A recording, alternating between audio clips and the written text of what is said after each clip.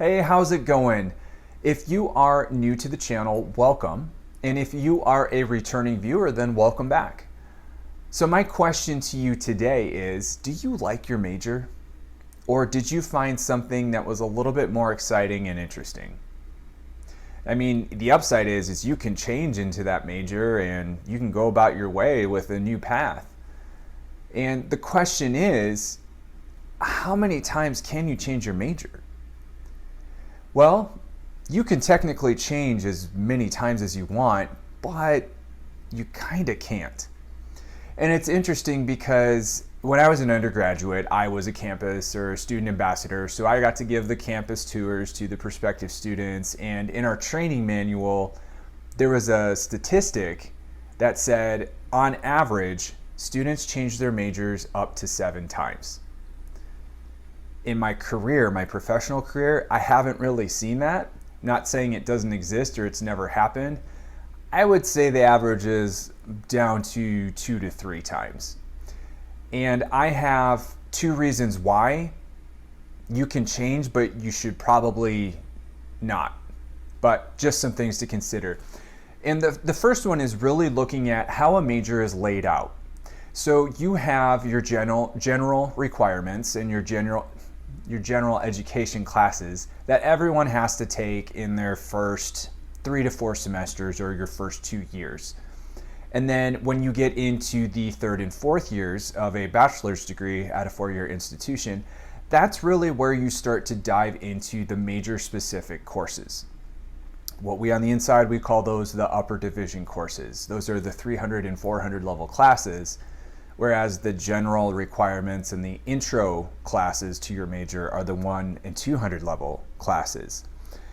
So if you are constantly changing majors, what you're doing is you're kind of delaying the time in which you begin to dive into the major specific courses with the upper division courses. So if you're bouncing around, you may have completed your general requirements, but now you've got to start to take some of those intro classes and some of the prerequisites for the majors. You can't just jump into microbiology without having taken a few more science courses that are in addition to the basic biology that all students need to take. So by jumping around, you're adding more classes that you need to take, which is not only adding more tuition dollars, but it is adding more time to completion, and so you're starting to delay your graduation. Now, if you are absolutely set on changing into a major where you do have to take additional classes and extend your time, by all means go for it. If that's what you want, absolutely do it, because in the long run, it will pay off, even if you're extending your graduation by a year, because you'll be more fulfilled with what you're doing rather than sticking with a major you're not really into just to graduate on time. And let's say that you are in a major that you're not happy with and you're already in the upper division courses, say your 3rd or 4th year, and now you want to change. You probably can, but it depends on how closely related those majors are. Because if you're going to jump from communication into microbiology, a lot of the classes that you've taken for that communication degree won't translate or won't directly transfer into the degree requirements for microbiology.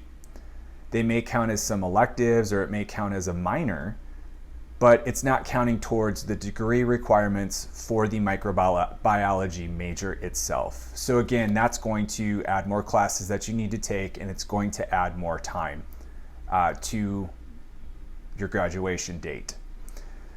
The other thing to consider is not all majors, and this is similar to what I said, is not all majors are created equally. So when you have a liberal arts degree and then you have a STEM degree, trying to weave in between the two really comes down to what the degree requires. Some degrees, the STEM degrees, they're going to require a lot more math than a liberal arts degree. So if you're a sociology major, you might take a stats course, but if you want to go into biochemistry, that might require a science-specific stats course, not a social science stats course, which sounds really confusing right now, but it will make sense once you're in the course and you start to look at what that course material is and how it relates to your current major.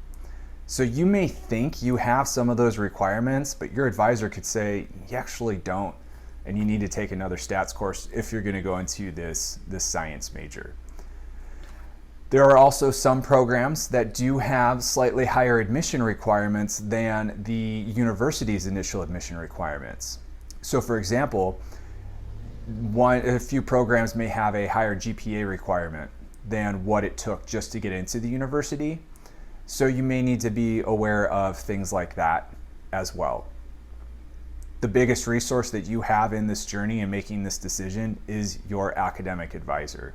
So when you do want to switch, talk to them about what you're thinking, where you are, what you want to switch into, and how you can get there.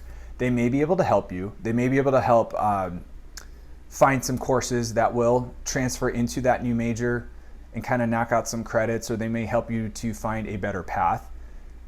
I would also say to thoroughly research the majors that you are looking at and see what is the most feasible, and also if you're okay with potentially delaying your graduation.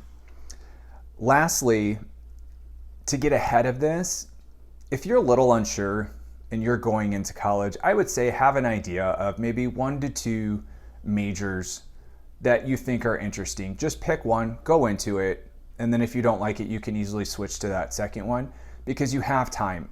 I would say probably by the end of your first year, you should have an idea of what you want to major in, because that entire year is really devoted to the general requirements, maybe some of those general electives that you need to complete as well.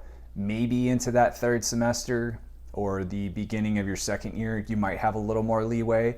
But after that, that's when you begin to dive into those courses and it becomes much more difficult to switch majors, especially if they are not directly related, like the example with a liberal arts major and a STEM major. So really kind of keep your eye a few steps ahead on your path and look at what may happen when you make your decision now versus 1 or 2 semesters down the road. And as always, please rely on your academic advisor and do not be afraid to ask those questions and ask about the what ifs or what can be. So I hope this was helpful. I hope this ends up saving you some time, some money, and some frustration. And if you like this video, make sure you share it. And if you want to see more like this, make sure you hit subscribe. And I will catch you in the next one.